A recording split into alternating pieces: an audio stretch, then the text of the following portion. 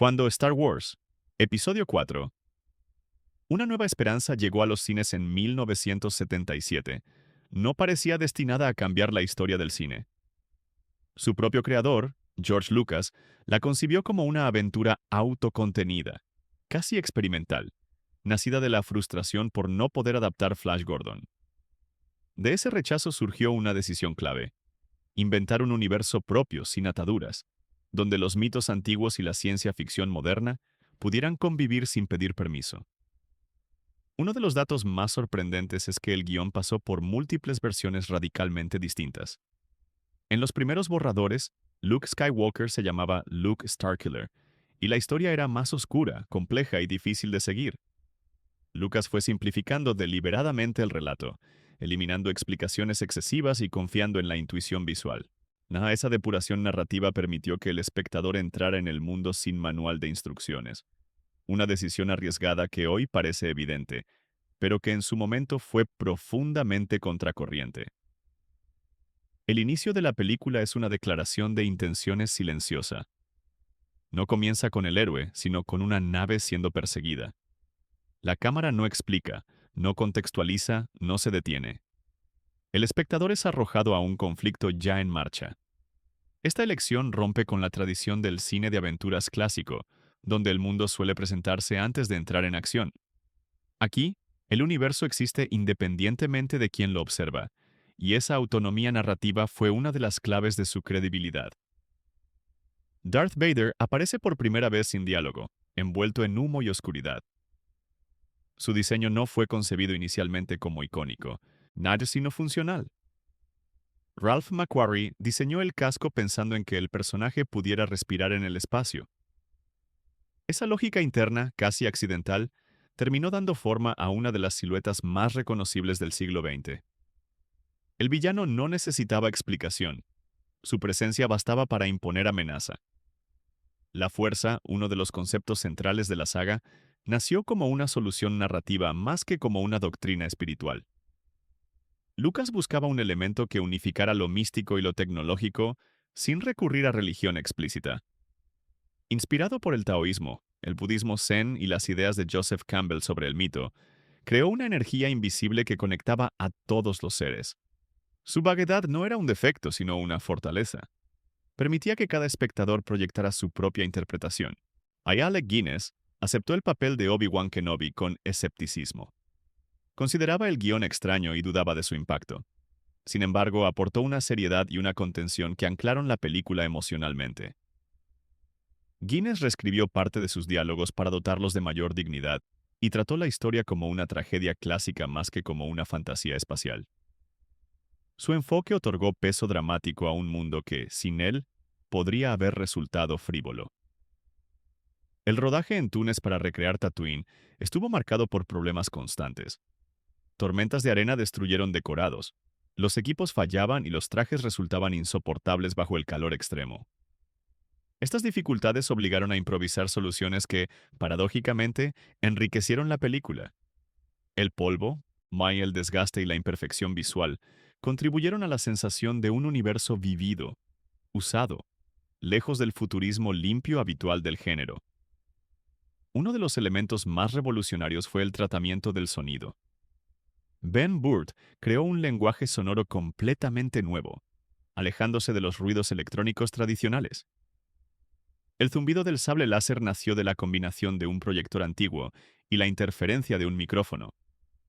Los sonidos de R2D2 se diseñaron para parecer emocionales, sin ser lenguaje humano. Esta atención al sonido como narrador invisible elevó la inmersión a un nivel inédito. La relación entre C3PO y R2D2 funciona como un eco deliberado del cine clásico. Lucas se inspiró en los campesinos de la fortaleza escondida de Akira Kurosawa, personajes secundarios que observan grandes acontecimientos desde la periferia. Y al iniciar la historia desde su perspectiva, la película adopta un punto de vista humilde, casi accidental. La épica se construye desde abajo, no desde el poder. El montaje final fue decisivo para salvar la película. Las primeras proyecciones resultaron confusas y lentas. Fue la editora Marcia Lucas quien reorganizó escenas clave, aceleró el ritmo y dio claridad emocional al relato. Su trabajo no solo mejoró la comprensión, sino que definió el pulso narrativo que hoy asociamos con Star Wars. Sin esa intervención, la película difícilmente habría funcionado como lo hizo. La Estrella de la Muerte no se diseñó como un simple arma definitiva, sino como una metáfora política. Representa el poder absoluto concentrado en una estructura fría, despersonalizada y aparentemente invencible. Su destrucción no es solo una victoria militar, ni sino una afirmación simbólica. Incluso los sistemas más gigantescos contienen una fragilidad interna. Esta idea conecta directamente con el clima de desconfianza institucional de los años 70. La elección de actores relativamente desconocidos fue otra apuesta arriesgada. Lucas evitó estrellas reconocibles para no romper la ilusión del mundo ficticio. Mark Hamill, Carrie Fisher y Harrison Ford aportaron frescura y naturalidad. Sus interpretaciones, aún en proceso de formación, transmitían vulnerabilidad. Los personajes no parecían héroes consumados, sino personas descubriendo su lugar en un conflicto mayor. Harrison Ford, en particular, influyó en la definición de Han Solo. Muchas de sus líneas fueron ajustadas sobre la marcha para sonar más naturales. Ford entendió que el cinismo del personaje debía ocultar una ética profunda, o a no sustituirla. Esa ambigüedad moral convirtió a Han en un contrapunto esencial al idealismo de Luke, enriqueciendo el equilibrio emocional del grupo. El famoso texto inicial desplazándose por la pantalla no estaba en el guión original. Fue añadido para contextualizar rápidamente un universo complejo sin detener la acción. Inspirado en los seriales de aventuras, este recurso permitió introducir historias sin dramatizarla. Hoy es un sello inconfundible, pero en su momento fue una solución pragmática a un problema narrativo muy concreto. La música de John Williams elevó la película a una dimensión mítica. En una época dominada por bandas sonoras minimalistas, Williams optó por una orquestación clásica, casi operística. Cada tema musical funcionaba como un identificador emocional, reforzando la narrativa sin explicarla. Allí la música no acompañaba la acción, la interpretaba. En esta primera parte del recorrido, Una Nueva Esperanza se revela como una obra nacida del riesgo, la intuición y la colaboración. No fue en el resultado de una visión perfecta, sino de decisiones tomadas bajo presión, errores convertidos en estilo y limitaciones transformadas en identidad. Más que una historia sobre el espacio, fue una recuperación consciente del mito en un tiempo que parecía haberlo olvidado. Y en ese gesto, sencillo pero radical, comenzó una galaxia que aún hoy sigue expandiéndose en la memoria colectiva. A medida que Una Nueva Esperanza se desarrolla, la película comienza a revelar una de sus decisiones más inusuales: la manera en que trata la tecnología como algo imperfecto y casi caprichoso. Las naves fallan, los droides se averían y los sistemas requieren intervención constante. Lejos de mostrar un futuro pulido, Star Wars presenta una galaxia donde la maquinaria necesita cuidado, intuición y experiencia. Esta humanización de la tecnología contribuye a que el universo resulte creíble, porque refleja una verdad básica: cuanto más complejo es un sistema, más depende de quienes lo mantienen. El halcón milenario es el ejemplo más claro de esta filosofía. No es la nave más rápida ni la más elegante, pero tiene carácter. Su aspecto desgastado no fue un accidente estético, sino una decisión consciente para romper con la tradición de la ciencia ficción limpia. Lucas quería que el espectador sintiera que esa nave tenía historia, reparaciones improvisadas y cicatrices visibles. El resultado fue un icono que redefinió cómo se representaba el espacio en el cine. La relación entre Luke y la Fuerza se construye con una lentitud deliberada. No hay entrenamiento prolongado ni demostraciones espectaculares iniciales. Obi-Wan introduce el concepto casi de pasada, como si fuera algo cotidiano. Esta naturalidad evita la solemnidad excesiva y permite que el aprendizaje de Luke se perciba como una extensión de su crecimiento personal, no como una imposición mística. El héroe no es elegido, se descubre a sí mismo gradualmente. El duelo entre Obi-Wan y Darth Vader es otro momento clave cargado de decisiones narrativas poco evidentes.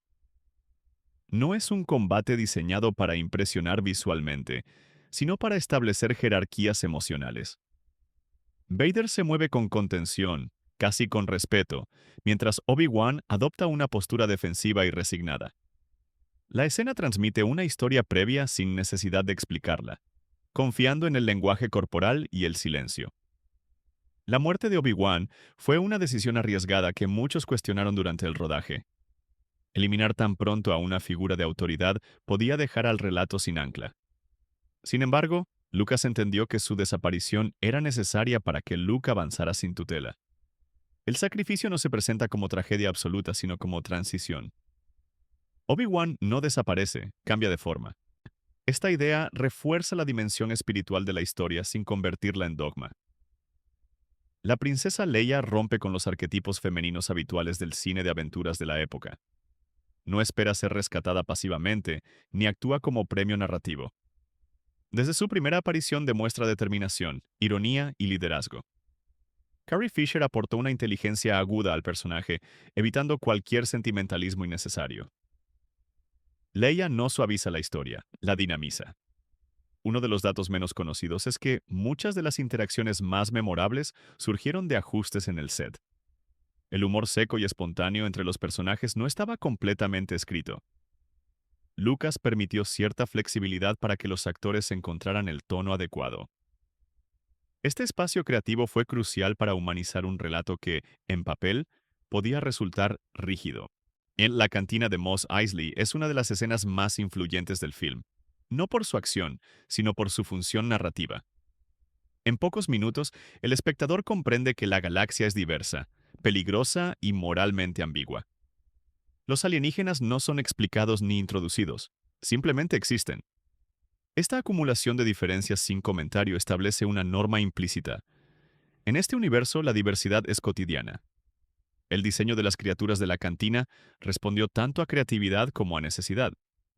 Con recursos limitados, el equipo reutilizó materiales, máscaras y prótesis de formas ingeniosas. La falta de uniformidad terminó siendo una virtud. Cada criatura parecía provenir de un mundo distinto, reforzando la sensación de vastedad galáctica. La imperfección se convirtió en identidad. La fotografía de Gilbert Taylor aportó una sensibilidad clásica al conjunto. Lejos de buscar efectos experimentales, optó por una iluminación clara y funcional, heredera del cine de aventuras tradicional. Esta decisión permitió que los efectos especiales se integraran sin llamar la atención sobre sí mismos. El espectador no debía admirar la técnica, sino olvidar que existía. Las batallas espaciales, inspiradas en filmaciones reales de combates aéreos de la Segunda Guerra Mundial, aportaron una fisicidad inédita. Las naves se mueven como aviones, no como objetos abstractos. Este enfoque ancló la acción en una lógica reconocible, facilitando la comprensión espacial del espectador. El espacio se convirtió en un escenario tangible.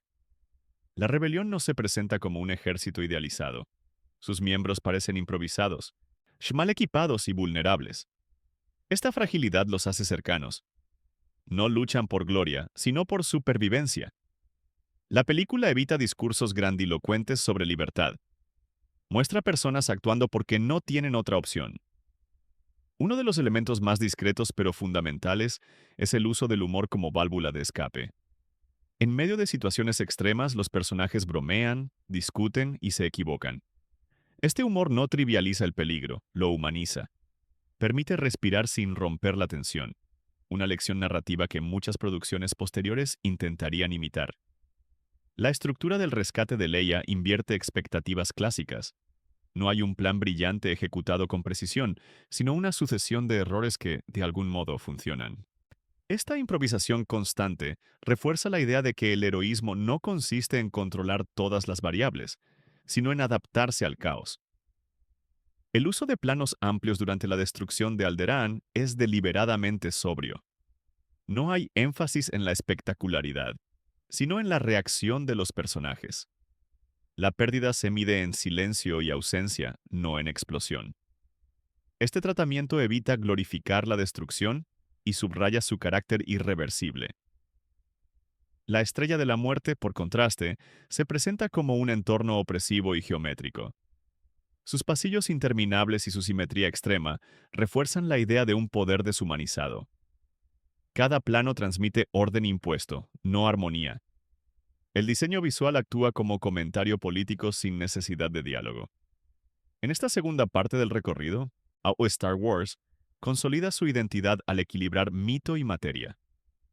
La fantasía se sostiene porque el mundo responde a reglas internas coherentes, y los personajes se comportan como personas, no como símbolos. La película no pide fe ciega, sino atención. Y es en esa atención, sostenida escena tras escena, donde una nueva esperanza demuestra que su fuerza no reside solo en lo que cuenta, sino en cómo decide contarlo. En su tramo final, una nueva esperanza revela con claridad que su auténtica ambición no era cerrar una historia, sino abrir un horizonte. La película no se precipita hacia una conclusión definitiva, sino hacia una resolución emocional que deja el universo en expansión. Esta elección fue deliberada. Lucas quería que el espectador sintiera que la aventura continuaba más allá del encuadre, como los viejos seriales que prometían un mañana incierto pero lleno de posibilidades. La preparación del ataque a la Estrella de la Muerte es un ejemplo de cómo la película entiende el heroísmo como colaboración. No hay un elegido solitario que lo resuelva todo. Cada piloto cumple una función concreta y prescindible. La estrategia no se presenta como genialidad individual, sino como coordinación frágil. Esta visión colectiva del sacrificio conecta con una sensibilidad muy marcada de los años 70, donde la desconfianza hacia los héroes absolutos era ya palpable. Luke, llegado a este punto, no ha completado un arco de maestría, sino de confianza. Su decisión final no se basa en dominar la fuerza, sino en aceptar la incertidumbre. Cuando apaga el ordenador de puntería, la película no glorifica el rechazo de la tecnología, sino la integración de intuición y aprendizaje. Luke no renuncia al conocimiento, renuncia a depender exclusivamente de él.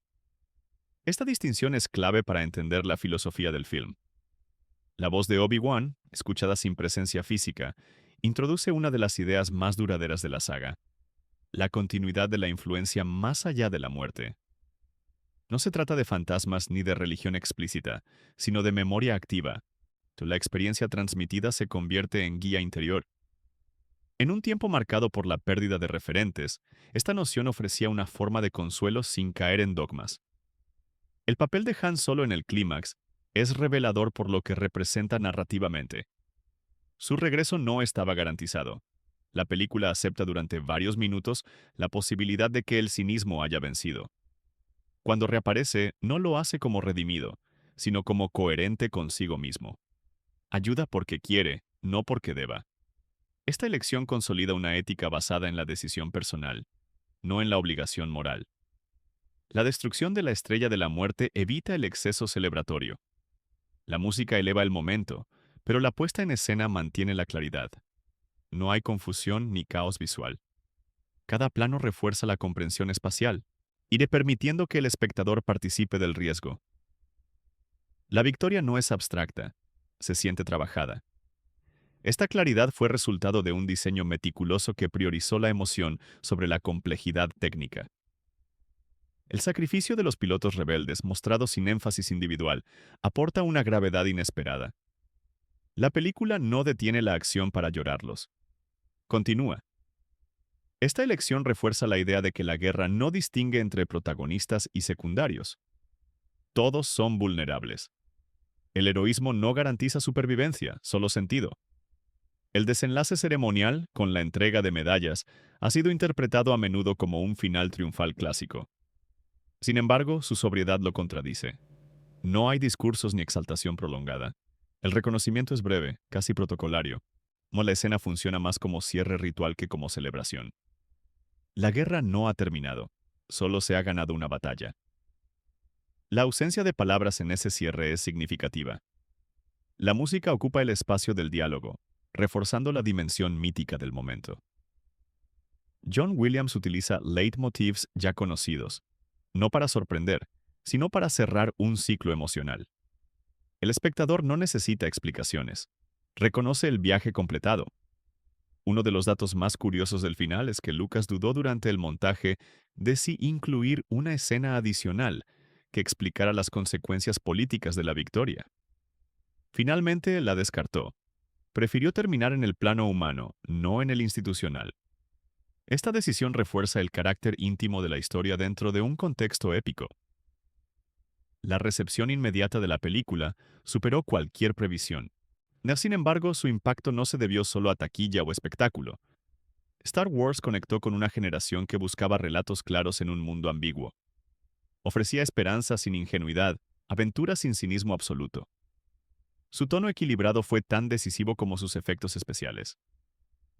Con el paso del tiempo, muchos de los elementos técnicos de Una Nueva Esperanza han sido superados. Sin embargo, su estructura narrativa permanece sólida porque se apoya en principios clásicos. El viaje del héroe, la mentoría, la prueba, la pérdida y la afirmación final no son fórmulas vacías, sino herramientas al servicio de una experiencia emocional coherente. Otro aspecto que ha ganado relevancia es la dimensión artesanal del proyecto. Antes de convertirse en franquicia, Star Wars fue una película hecha con incertidumbre. No había garantías, ni planes a largo plazo cerrados. Esa precariedad creativa permitió una libertad que hoy resulta difícil de replicar. Muchas de las decisiones más acertadas nacieron de la necesidad, no del cálculo. La influencia de Una Nueva Esperanza se extiende más allá del cine. Redefinió la relación entre música y narrativa, entre sonido y espacio, entre mitología y tecnología. Demostró que la ciencia ficción podía ser emocional sin ser solemne, popular sin ser trivial. Abrió la puerta a un tipo de espectáculo que no renunciaba a la emoción profunda. En retrospectiva, resulta revelador que la película no intentara explicar su mundo exhaustivamente. La confianza en la imaginación del espectador fue una de sus mayores virtudes. No todo estaba dicho, y eso invitaba a volver, a explorar, a completar los huecos. La galaxia era grande porque no se cerraba sobre sí misma. El legado de Una Nueva Esperanza no reside solo en haber iniciado una saga, sino en haber recordado al cine su capacidad para crear mitos contemporáneos. En una época de desencanto, ofreció un relato donde el bien y el mal no eran simples, pero sí distinguibles, donde la elección importaba, donde la esperanza no era un estado permanente, sino una acción. Al concluir este recorrido, Star Wars, Episodio 4 se revela como una obra nacida de la intuición y el riesgo, sostenida por el trabajo colectivo y elevada por una comprensión profunda del relato clásico. No prometía respuestas definitivas ni futuros cerrados. Prometía un comienzo. Y en esa promesa, sencilla y poderosa, sigue encontrando su fuerza décadas después. Cada vez que la pantalla se ilumina y una historia, una vez más, decide comenzar en mitad del conflicto, confiando en que alguien esté dispuesto a escucharla.